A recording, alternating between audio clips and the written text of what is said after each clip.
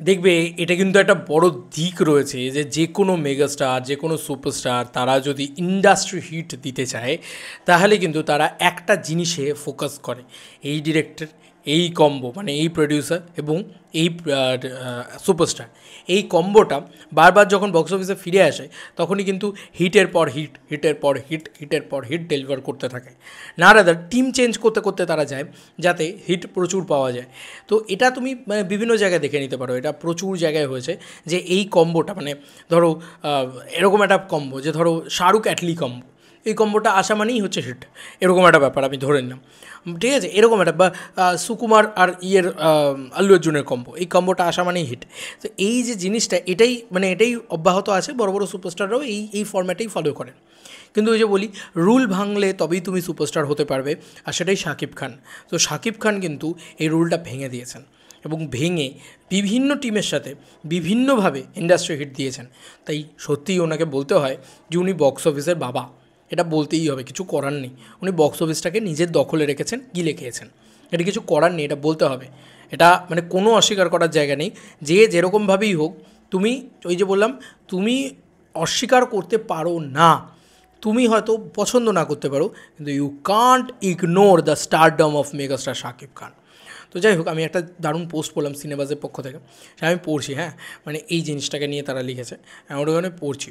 সাধারণত একজন স্টার একটি প্রোডাকশন হাউসের একটি ডিরেক্টরের সাথে হিটের দেখা পেলে সেই ডিরেক্টর সেই প্রোডাকশন হাউসের সাথেই বারবার কাজ করতে স্বাচ্ছন্দ্য বোধ করে, এতে কোনো অন্যায় নেই। তবে এই ডিরেক্টর এই প্রোডাকশন হাউস তার লাকি চার্ম মনে করে। খুব কম স্টারই আছে যারা এই গণ্ডি থেকে বের হয়ে নিজেকে প্রমাণ করতে পারে, বরং সে প্রমাণ করতে পারে যে তার জন্য কোনো ডিরেক্টর কিংবা প্রডিউসার লাকি চার্ম না, সে নিজেই ডিরেক্টর বা প্রডিউসারদের লাকি চার্ম। এমনই একজন মেগাস্টার, এমনই একজন মেগাস্টার শাকিব খান। শাকিব খানের হাত ধরেই ডিরেক্টররা নতুনভাবে নিজেদের মেলে ধরতে পেরেছেন, নতুন ইন্ডাস্ট্রি হিটের দেখা পাচ্ছেন। তা অবশ্য প্রতিটা ডিরেক্টরের জন্য স্বপ্নের মতো। 2023 সালে প্রিয়তমা ছবির পরিচালক ছিলেন হিমেল আশরাফ, প্রযোজক versatile media, industry hit deliver করেন তিনি। 2024 সালে তুফান ছবির পরিচালক ছিলেন রায়হান রাফি এবং প্রযোজক ছিলেন আলফা আই, এসভিএফ, চরকি ইত্যাদি, ইন্ডাস্ট্রি হিট ডেলিভার করেন আবারও।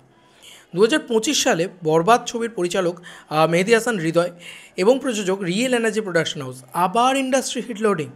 টানা 3 বছর 3টে ভিন্ন ভিন্ন পরিচালক, 3টে ভিন্ন প্রযোজনা সংস্থা প্রতিষ্ঠানের ছবি করে তিনটি ইন্ডাস্ট্রি হিট সিনেমার উপহার দিতে যাচ্ছেন শাকিব খান। আসলে শাকিব খান এখন যেন একটা বক্স অফিস মনস্টারে পরিণত হয়েছেন এবং তার একটা মুভি স্কেডিউল অনেক ডিরেক্টরের জীবনের সেরা স্বপ্ন পূরণ। Yes, Shakib Khan is the game changer of Bangla cinema. এটা কিন্তু একদম অ্যাপ্রোপ্রিয়েট সত্যি কথা। শাকিব খান ইটসেলফ সিনেমায় থাকা মানেই কিন্তু সেই সিনেমাটা ইন্ডাস্ট্রি হিট লোডিং এরকম একটা দিকে কিন্তু এগোচ্ছে। হ্যাঁ, সিনেমাটার গল্প ভালো হতে হবে, ডিরেকশন ভালো হতে হবে, স্টোরি ভালো হতে হবে, সব কিছু ভালো হতে হবে। এমন নয় যে দলদের মতন ছবি বানিয়ে দিলেও হয়ে যাবে, বা আজকে আর অন্য কোনো ছবি নামিয়ে নিলাম না আমি, চলো। কারণ অনেকেই বলতে পারে এই ছবিগুলোকে বলছি বলে অনেকে ভাবে আমি শুধু ইন্ডাস্ট্রি হিট নিয়ে আলোচনা করছি। ভাই, আমি রাজকুমার বা দরদ এই ছবিগুলোকে ছোটো করছি না, আমি বলছি এই ছবিগুলোও তো হিট হয়েছে, শাকিব খানের নাম ছিল বলেই শুধু হিট হয়েছে। কিন্তু আমি এটাই বলছি যে মানে রাজকুমারের কালেকশন বলে 26 কোটি টাকা, সেটাও তো মারাত্মক কালেকশন, হিউজ কালেকশন, তাই না? আর দরদ ছবিটা সত্যি ভালো ছবি নয়, এটা মানতে হবে, এবং সেই ছবিটা মারাত্মক কিছু কালেকশনও করেনি। তো যাই হোক, এটাই আমার বক্তব্য যে এটা সত্যি মানে সব সুপারস্টাররা এটা করতে পারেন না, এটা শাকিব খান করতে পারেন, যে একটা হিট ফ্র্যাঞ্চাইজির ভিতর দিয়ে যাওয়া।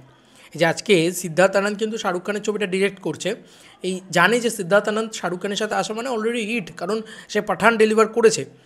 তো এইটা হচ্ছে একটা মানে ডিরেক্টর অ্যাক্টর এবং প্রডিউসারদের একটা কম্বিনেশন, যে কম্বিনেশনটায় থাকলে একটা কমফর্ট জোন তৈরি হয়। সেই কমফর্ট জোনটাকে ভেঙে ফেলতে শাকিব খান খুব স্বাচ্ছন্দ্য বোধ করেন, এবং এই কমফর্ট জোনটাকে ভেঙেই তো শাকিব খান দি মেগাস্টার শাকিব খান হয়েছেন। এবং আমি বারবার বলি, আজকে আল্লু অর্জুন অ্যাটলির সাথে যে ছবিটা করছে, এই ছবিটা কিন্তু একটা সায়েন্স ফিকশনের উপরে বেস করা একটা বড় ছবি হতে চলেছে।